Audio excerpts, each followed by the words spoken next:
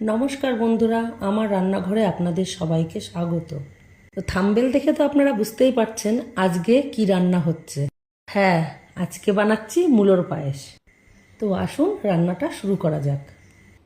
প্রথমে কড়াইতে 1 চামচ মতো ঘি দিয়ে দিচ্ছি। এবার কাজু কিশমিশগুলো ভেজে নেব।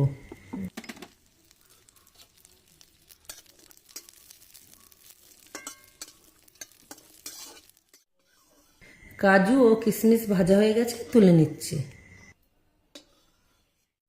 কড়াইতে আর 1 চামচ ঘি দিয়ে দিলাম। এবার তেজপাতা আর এলাচ দিয়ে দিলাম।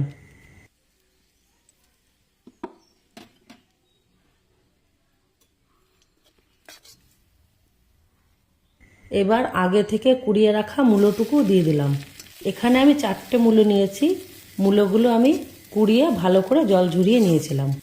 ঘিতে এইভাবে মূলোটা ভেজে নিলে মূলোর আর কোনো স্মেল থাকে না। ঘন করে জ্বালিয়ে রাখা দুধটা দিয়ে দিলাম। এবার একটু লবণ আর কেশর দিয়ে দিলাম। অনেকেই আছেন মূলো খেতে পছন্দ করেন না, তারা বাড়িতে এইভাবে মূলোর পায়েস বানিয়ে খাবেন, অবশ্যই ভালো লাগবে। আর আমার ভিডিওগুলো যদি আপনাদের ভালো লাগে তাহলে লাইক, কমেন্ট আর শেয়ার করতে ভুলবেন না। কাজু কিশমিশগুলো দিয়ে দিলাম।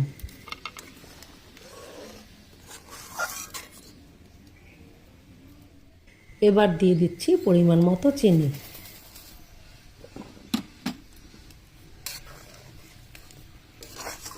দু চামচ মতো গুঁড়ো দুধ গুলিয়ে রেখেছিলাম, সেটা দিয়ে দিলাম। মূলোর পায়েস প্রায় হয়ে গেছে, খুব সুন্দর স্মেল বেরিয়েছে। এবার একটু ঘি দিয়ে দিচ্ছি। দেখুন পায়েসটা অনেক ঘন হয়ে এসেছে। মূলোর পায়েস তৈরি হয়ে গেছে। এবার একটা পাত্রে তুলে নিচ্ছি। আবারও আপনাদের বলবো, এটা অবশ্যই বাড়িতে ট্রাই করে দেখবেন এবং কমেন্ট করে জানাবেন কেমন লাগলো। দেখা হচ্ছে পরের ভিডিওতে।